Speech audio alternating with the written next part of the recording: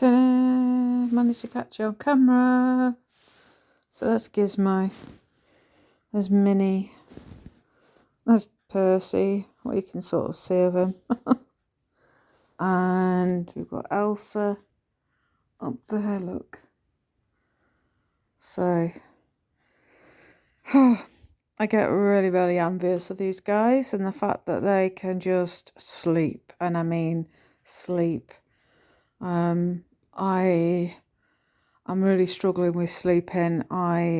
This is my bed, my sofa, with a mattress on, and I've got a bolster pillow, which is like those long body pillows, sort of turned onto, like almost like doubled onto itself. It's sort of half flattened. And I've got a double pillow under my foot there to try and elevate it as much as possible. I've been told to elevate my legs literally as much as possible. It's something my dermatologist had said, and I thought, yeah, this is what I do. This is what I do. You know, it's the trouble when you get a new doctor, or new specialist, whatever, and it's like they are, oh, you must try this, and it's like you're thinking to yourself, I've tried this, I've done that, I've tried that cream, I've done that tablet, I've done this, and this is what I do to try and make myself as comfortable as possible. Is if I'm not sat in my chair with my legs down, because my legs get angry really, really quickly and they fill up. They get really swollen, and my feet get very mega, mega swollen, and I really, really struggle. Don't stop fighting. Hey, hey, hey, hey, hey. Excuse me. None of that, please. Yeah. So yeah, I'm as elevated as much as possible. There's Cosmo, off he goes, and I think that was Alfie. So yeah, that's virtually everybody. There's only Luna. Oh, over there. So yeah, and then with this leg, I've got a cushion now, a double cushion underneath that, to support this really, really super swollen, angry, twisted out of it. I was born with it at a funny angle. So my leg, instead of being straight, is like my knee is turned inwards. So the lower part of my leg kicks out, and I'm at a funny angle. So my hip is pushed backwards. So it makes my position for sleeping really, really painful, because it's like having a body of two halves, because this wants to be normal and straight and this side doesn't and can't. And then my spine is like all rickety and all funny shaped, because it's been born pushed out of joint. So yeah, it's all good fun. It's very painful, and it makes trying to sleep really, really hard, because there's times where I physically would love to be able to turn over on the other side of me and lie the other way, but because I've got all arthritis really badly on this side of my foot, ankle, although my whole foot's riddled with, both of it are covered in arthritis, and then it's really bad, and all my nerves this side are really angry and everything, and my knee joint is angry this way. It doesn't like to be that way. It's all to do with positioning and what my body's been used to after all these years. I mean, I'm 48 now, believe it or not. So yeah, it does, it's created a huge toll on my body and how my hips are angled. And if I lie on my back, I can lie on my back for like a few seconds just to stretch and give this side of the body a break. But then this side, it's like it doesn't feel happy being where I am. And if I can sort of sit with my leg up, not up physically, but like at an angle, and I can sort of tilt the hips to the left, and sort of give this hip joint a break and a stretch. And then my hips need a change of position, but then I've got to turn myself back again because the left side of my body's not happy to lie that way. So I have to lie what is more comfortable for my body. There you go. So it makes sleeping in bed very, very hard. And that's why I am on this sofa, to try and be as comfortable as I possibly can and as safe as I possibly can, because my bed is impossible to sleep on. It's too small for me. If I I'm on it enough so this knee joint is happy, then my bum's sticking out and virtually no bed left. It's only a small single bed, and it was given me. It was something that I was absolutely desperate for. A friend of mine, she was like, it's never been used, it's been a spare room, if you want it you can have it, type of thing. And I was like, yeah, okay. So I had to get rid of my double because it was literally on its last legs. And I had this single thinking, oh, it'll be easy, it'll be fine, and it just was completely impractical. So it's made sleeping incredibly difficult, incredibly hard, and I turn my... There we go. So yeah, it's made it incredibly hard.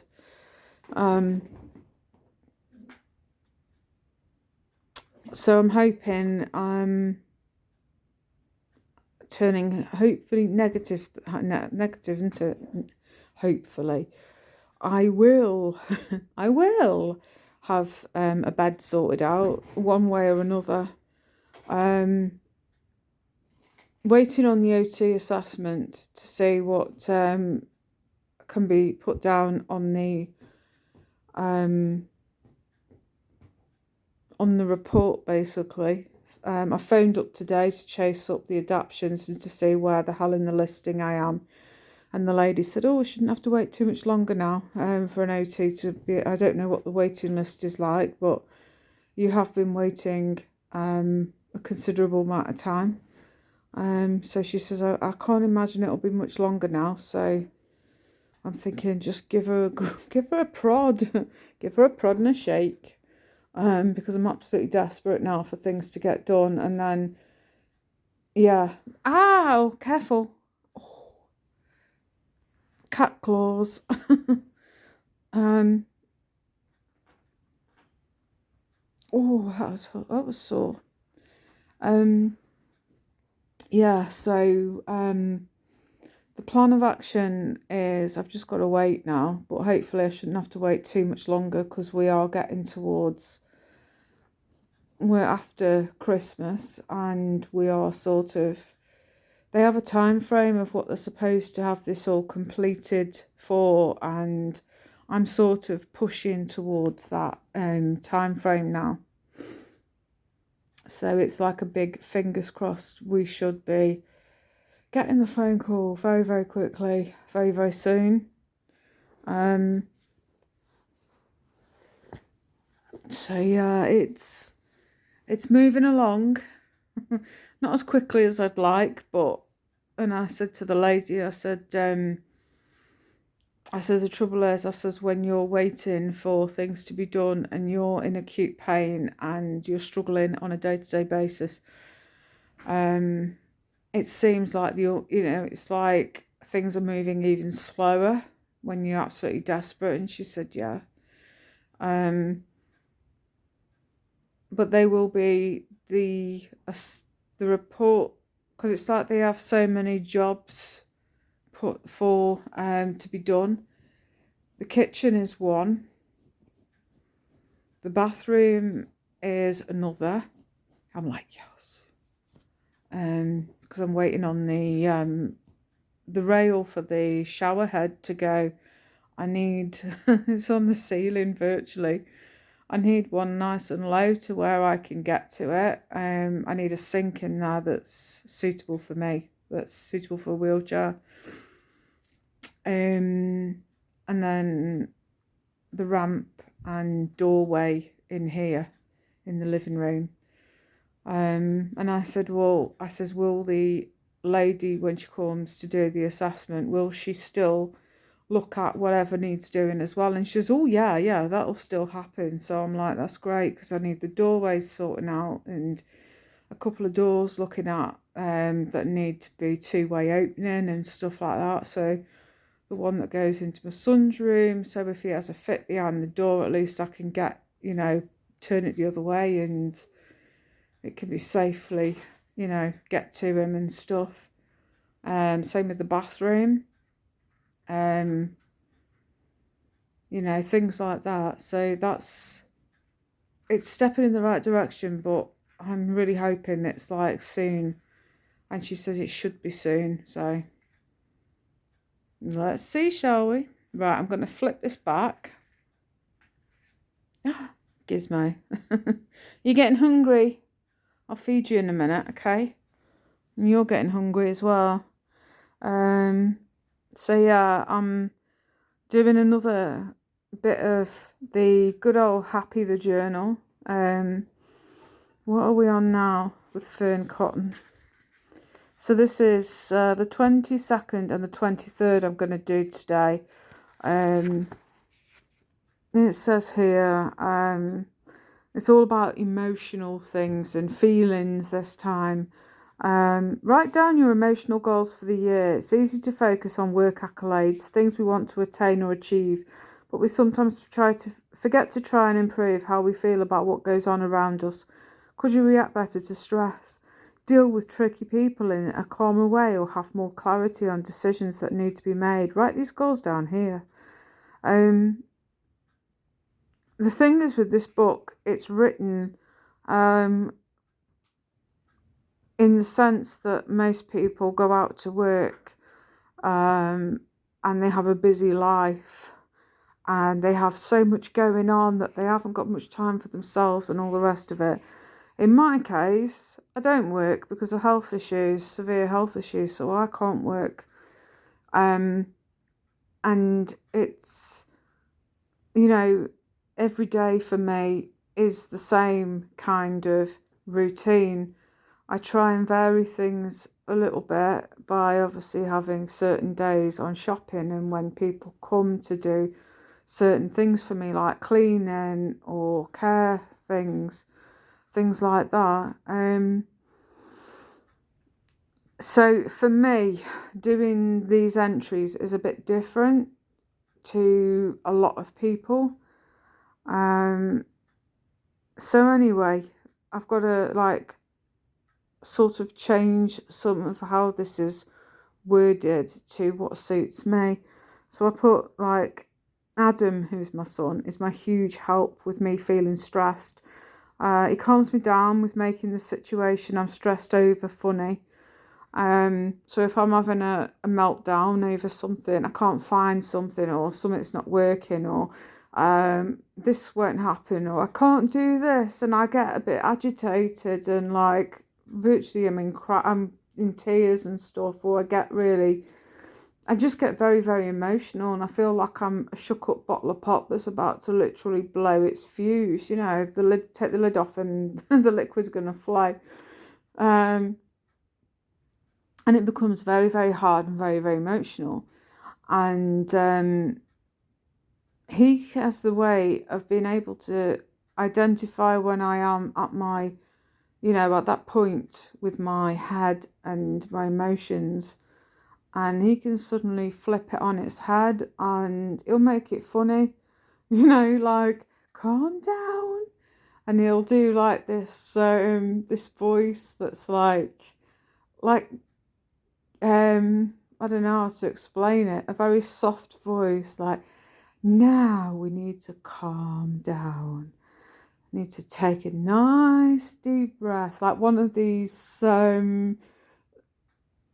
these well-being listening videos, not videos, mindfulness things, and where you tune out, you zone out, and you listen to the voice that's talking to you.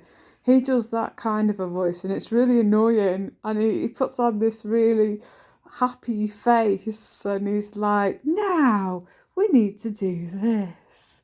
It's no good for you, Alison.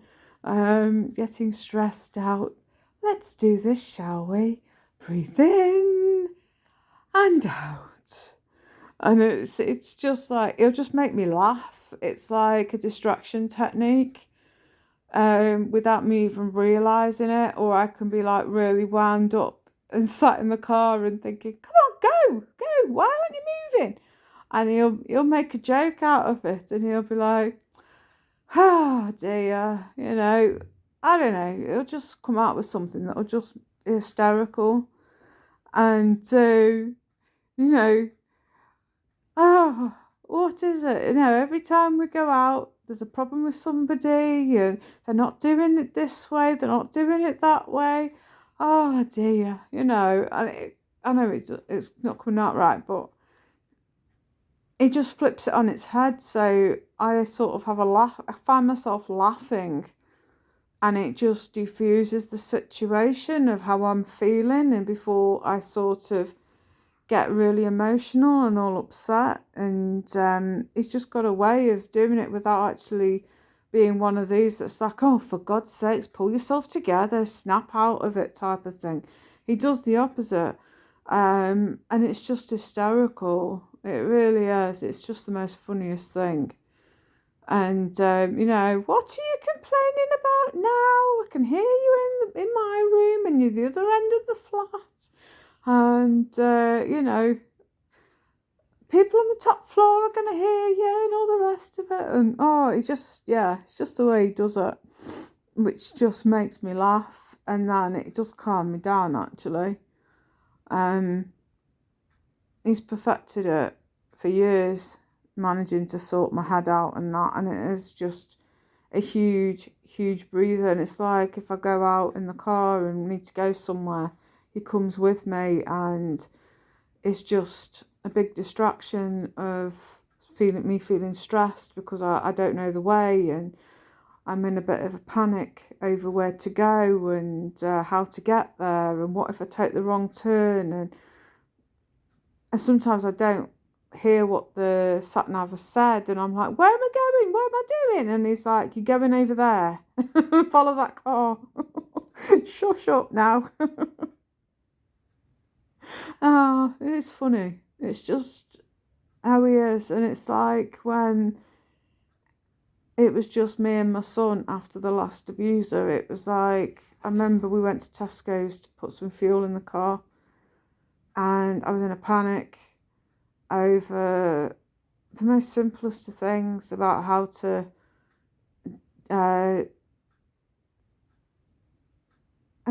do things, things that because my abusive ex used to do everything, and he'd make sure he did everything because it was a form of control. And learning to think for yourself is really, really hard. It's flipping everything that you have been taught and learnt and you've become accustomed to, because if you don't think that way, then this is going to happen. You're going to trigger him and all this, that and the other, and it's just hard. And I'd find myself crying over and getting really, really emotional and stressed, and my anxiety would just come up and be really, really strong. Panic stations at the petrol station. The first night where I was on my own, we had a power cut, and it was like, what do I do now with the outside light when the power come back on? I couldn't switch it off, and I thought, how do you do this? And I had to Google it, and then it was like, oh, okay, I can do that now. It's because you get used to a certain way of thinking, and every now and again, it's like these little emotions come back into my head. It's like if I have to go in a car somewhere and I've not been before, and I get in a panic, and it's like the anxiety comes back, and I feel like I can't breathe. It's horrible. So that for me is, it's all down to what I've been taught for an awful lot of years, because I've had like 5 lots of domestic abuse, one after the other. And learning to be independent and on my own, away, no man. Because that was part of the problem for me, was getting into a relationship because I didn't like being on my own. And of course I attracted the wrong sort every single time. And then the last one that people thought was a keeper was the worst out of the lot, but hey. And then I've put, like, I'm sure you've probably read this already now, my me time is my way of distressing. So my makeup that I enjoy doing, it's, my makeup, my wigs, the YouTube that I do. I know some of you probably think, gosh, she's rambling on about nothing, but for me it's getting it out there, because I don't have people to talk to. I see a few people, and that's it. And occasionally it's not the same as when you're with somebody all the time. I mean, my son lives with me, but a lot of the time he's not here. So it's like that company isn't there. It's hard to explain it. But when you're on your own, it is pretty tough. It is pretty tough. And when you've got health issues and you're going out and you're only out briefly, and the only company the sort of people you see is maybe the person on the checkout for however long that they've served you, and the conversation that you might be having. The care person that's come is the person really that is that bit of company for a bit. I'm sort of paranoid about over talking too much and keeping people, and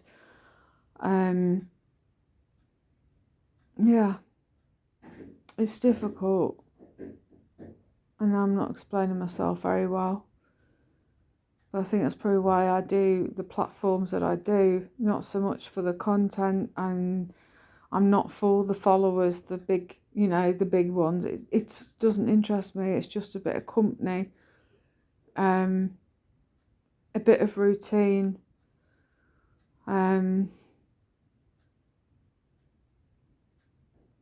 Yeah, it's difficult.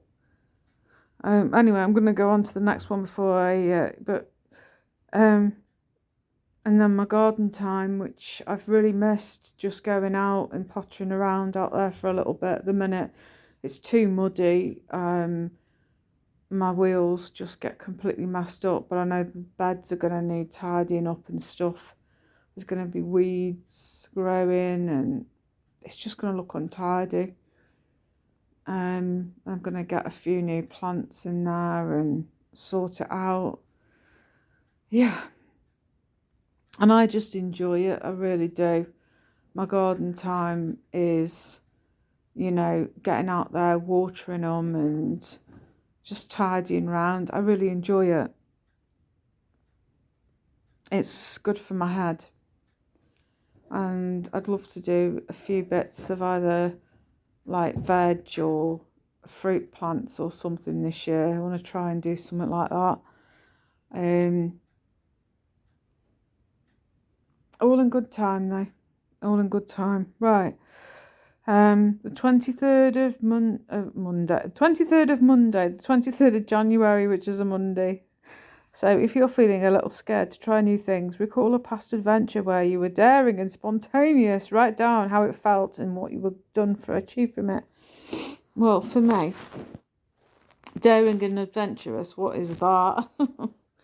And then I put trying new things. I think learning to drive was for me a big thing, and driving after I passed, I was absolutely terrified. of getting behind the wheel without that person beside me with the dual controls. Yeah, it's been massive being able to drive. He used to make out, the last abuser I was with, that if it wasn't for him, I wouldn't have learnt. Yes, I would have done. I was waiting for money to be able to help me to pay for the driving lessons and tests and stuff.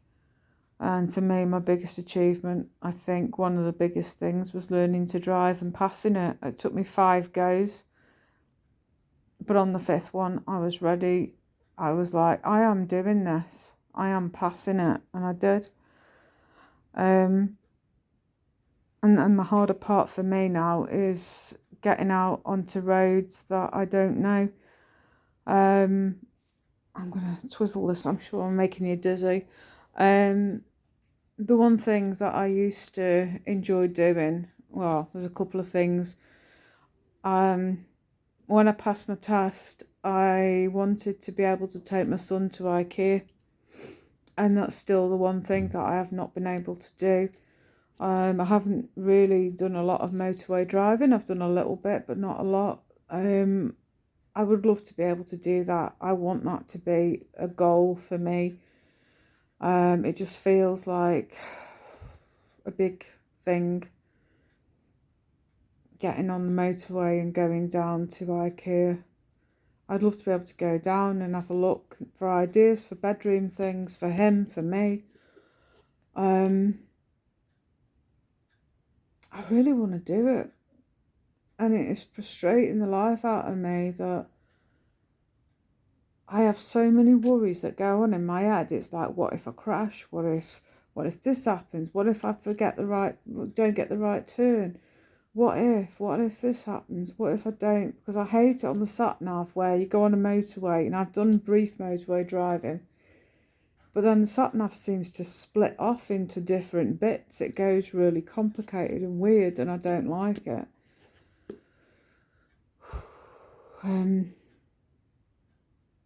So yeah, that's the hugest thing for me, is the stress from that.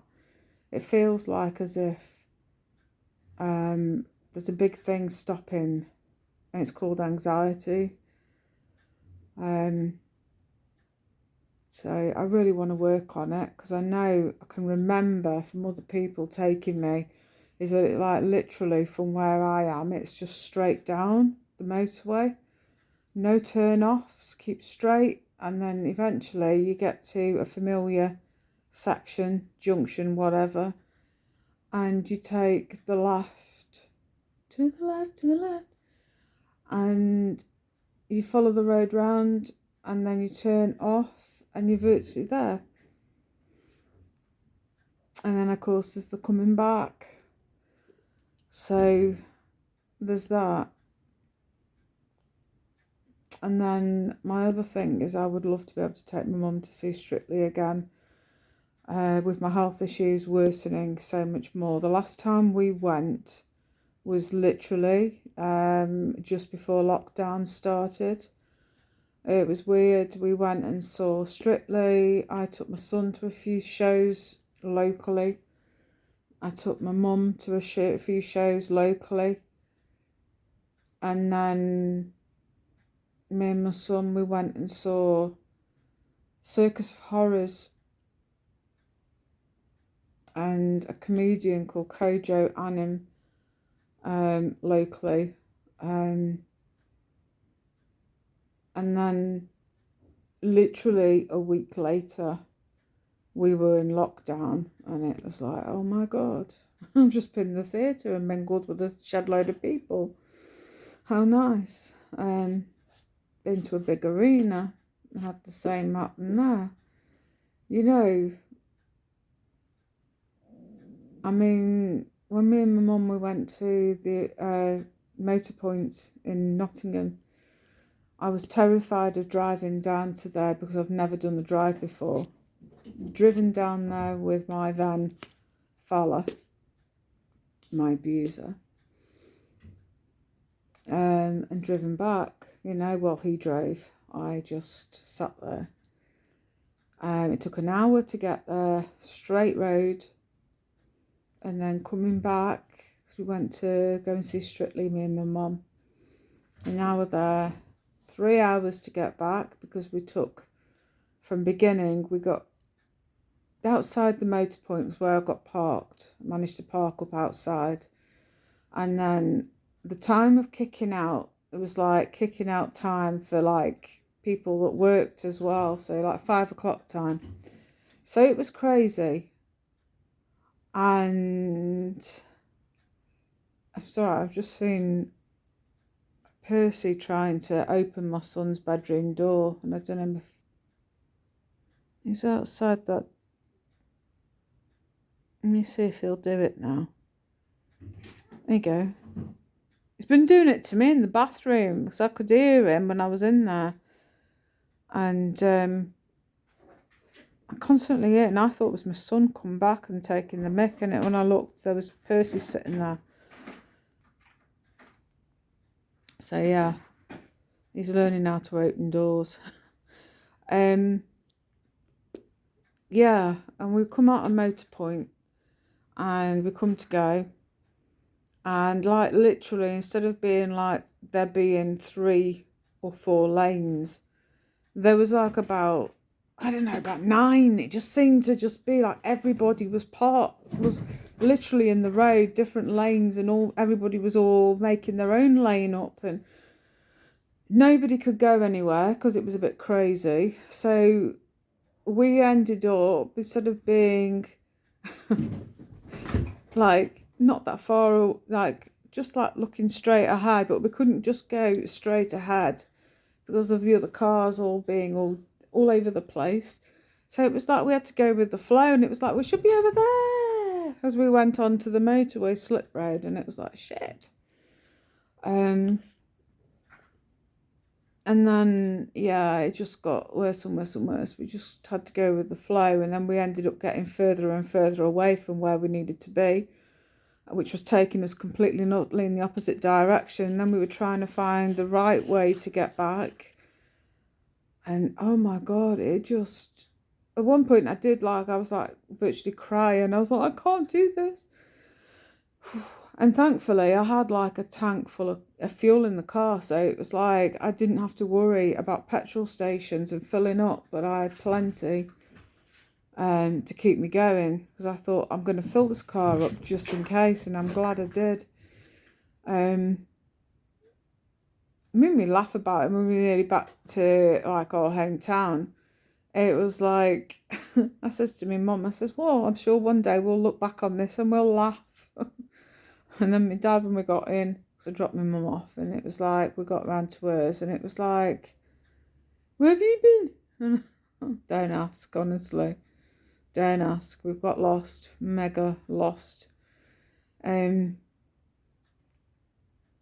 I'd love to do something like that. Obviously not the car journey. My legs were in so much pain after I got back. Lots of cramping and just general pain in general from doing what I was doing, driving, and it's horrible. So I would just love to be able to do something and say, let's go here, let's do this. But it's difficult. I mean, there's retail parks and things we've never been to that aren't that far away.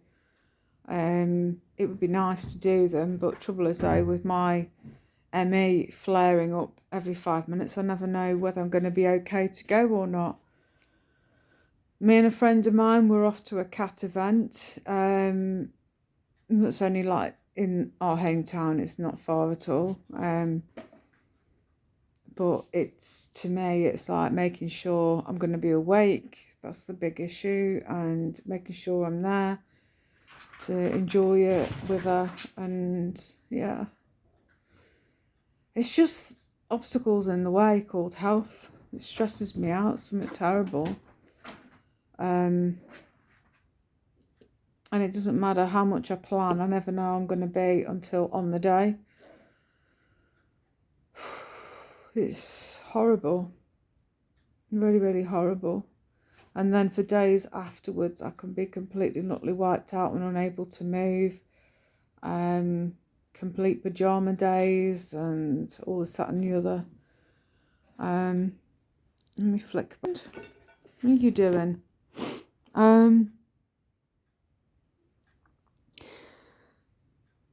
Yeah. So learning to drive after I passed, and then passing it, and then driving without an instructor with me and everything was just the hardest thing. But now I want to try focusing on a bit of motorway driving, just doing short journeys to get to where we need to go. Getting my confidence up a little bit in that, and it would be good. I really want to do it. I really want to be able to say, let's go here. You know, it's only a half-hour drive. That's long enough for me. We can spend a couple of hours out and about and then back home again. We haven't got to be out all day. But it just seems such a long thing. I'd love to do it. So, and then I'd also like to be able to take myself off to animal vigils as well. You know, where they go outside the slaughterhouses and say goodbye to the animals and do the filming and stuff. I'd love to do that, but again, the drives are hard. They are, and I'm okay for short journeys, but not for long ones. We'll see. But I would love to do it, just to be a part of it. And the trouble is, though, the vigils are like early mornings. You know, they're there for 8 o'clock, for a few hours, and I just know that it's going to be too much for me to do. We'll see. So that's something else on my to-do list that I would love to do. This cat is going to be absolutely bloody nuts. What are you doing? It's because my son's door handle's broken, so he's having to, when he's in, he's having to put something against his door to stop these cats from breaking in. And Percy's taken to doing that, jumping against it to try and get it open, little bugger him. He managed it earlier on. And because he's done it the once, it's like, I will do it again. Little sod, aren't you? Hey? Huh? Yes, he's terrible. Right, I'm going to go. I'm sure you've listened to me long enough. I do appreciate you listening, and, you know, it's like, it does help me. And I'm hoping it helps somebody else that's going through a lot of emotional baggage as well.